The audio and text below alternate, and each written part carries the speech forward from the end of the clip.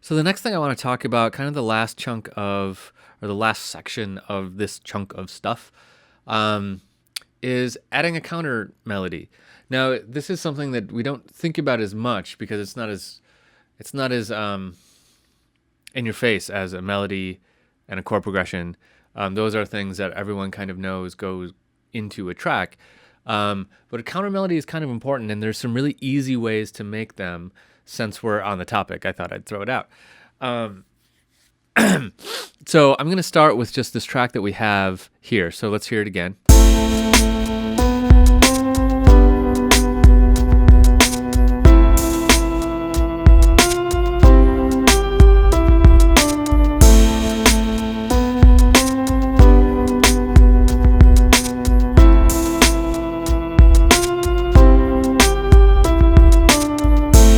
Okay, so what we want for a counter melody is something with some rhythm that is like another melody, but it's secondary to the main melody. So we have the main melody, and then we have this other one that's like basically serves as a supporting role. It's kind of like best supporting actor of the melody world, where the melody is best actor, I guess. That was a weird analogy, but I think it might work. So we want something that complements this melody that we've got. It still has to work. It still has to follow everything that we've already talked about. It has to work both horizontally and vertically, but it's going to be in the background. So in a way, the horizontal elements of it are not as crucial because it's not going to be the thing that people walk away humming. That's the melody. So the counter melody is a little bit different. So the trick I'm going to show you now to use these is something called just an arpeggio. So I'm just gonna duplicate this track. So I have two pianos. Now I'm going to take this and I'm going to arpeggiate this. So you've probably seen an effect called arpeggiation. It's in any DAW. It's built into a lot of synthesizers. I have it here in Ableton. Right here is arpeggiator and a bunch of settings. So I'm going to tell you what an arpeggiator actually does and how we can use it in this setting. I'm not going to put the effect on it because I'm going to do an arpeggiator manually. I'm just going to like do it, and then maybe I'll throw the effect on later just to show that it's doing the same thing. What an arpeggiator does is it plays a chord, but note by note.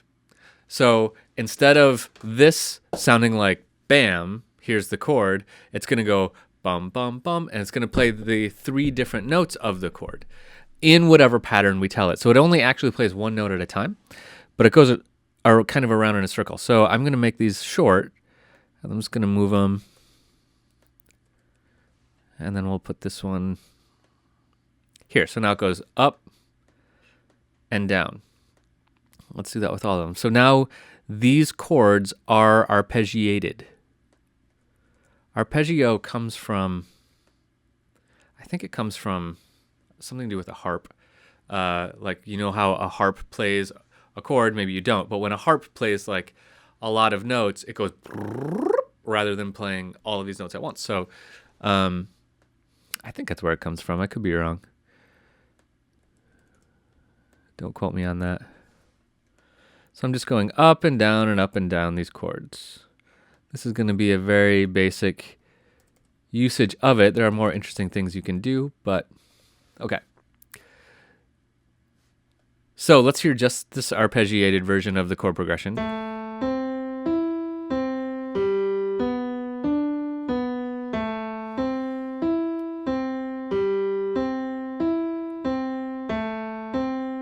Okay, it's pretty boring, but it adds a nice little element to our track. So let's hear it in context.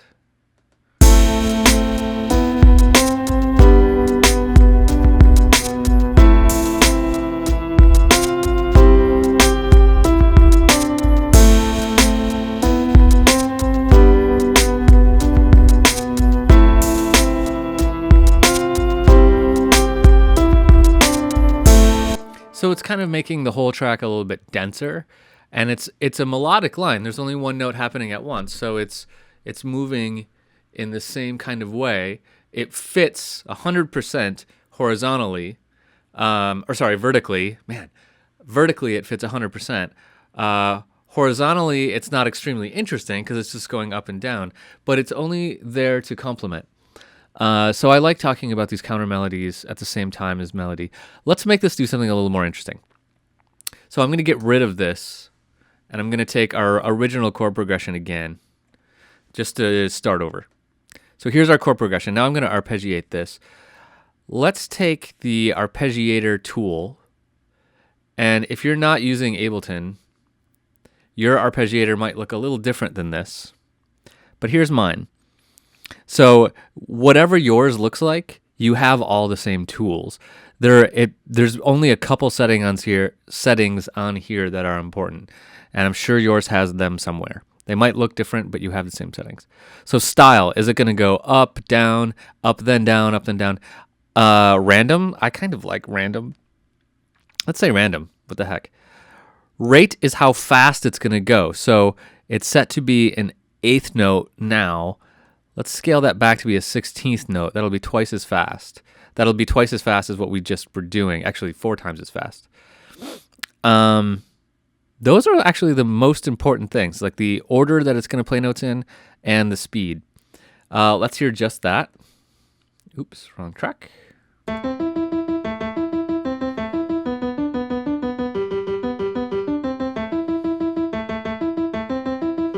Okay, let's throw in the whole track.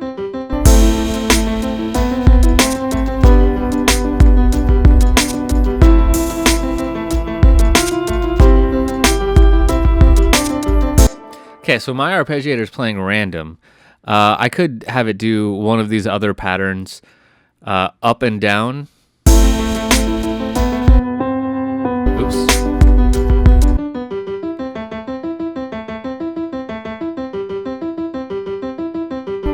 So it's just going up and down, but it's repeating the top note and the bottom note as it gets up there. Let's leave it on random.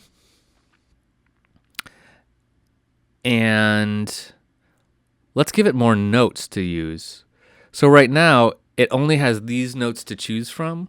I could make it more interesting by giving it more notes, which would just be copy this whole thing to the octave. Now it's got 2 octaves of the same chords to work with. Now it'll have a much wider range.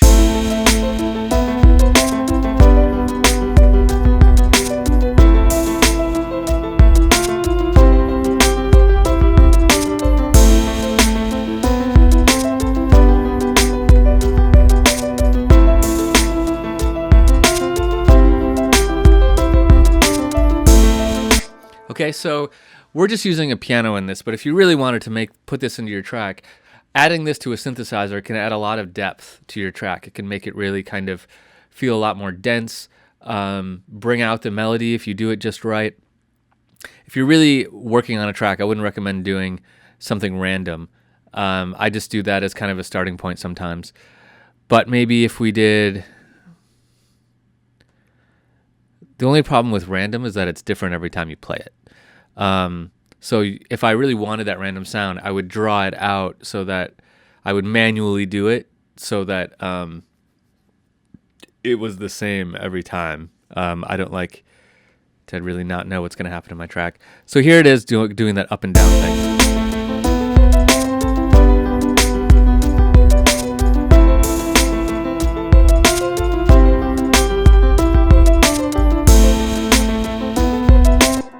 Another thing we could do here, if we really wanted this to give it a little more color, is we could add a non-chord tone into this.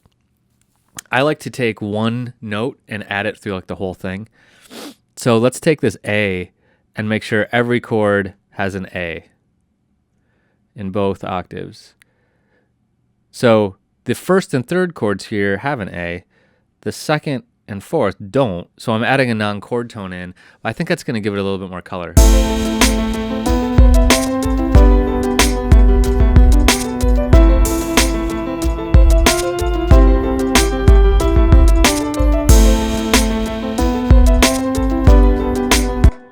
Okay, so it adds a little bit more, a little more I don't know, color to the chord progression. So I didn't add that A in my actual piano part up here, and that's fine. I just added it in the arpeggiator so that it had more notes to chew on to generate the counter melody material, the secondary melody. So that's all about counter melodies. Just want to point out the arpeggiator and how we can use that when we are working with chords and melodies. It's kind of a something that exists in between a chord and a melody, right? Because it kind of generates melody-like material out of chords, and it's a great tool to use for this idea of a counter melody. Hey guys, one little addendum to that. I just rewatched it and I thought, I'm imagining someone sitting watching this video and saying, do I need a counter melody? And the answer is no. I'm glad you, imaginary person, asked me that.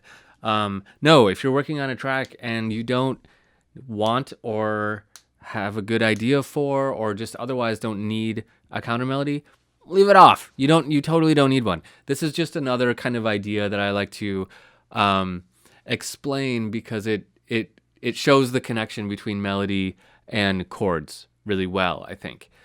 So if you don't want to do anything like that in your music, don't do it. You don't have to have it. It's not a requirement for a track.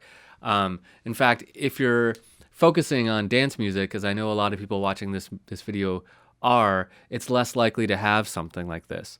So if you're more focused on like trance, you might have something that works as a counter melody. But don't worry about it. It's just an idea, just something to throw out there. You totally do not need a counter melody. Okay.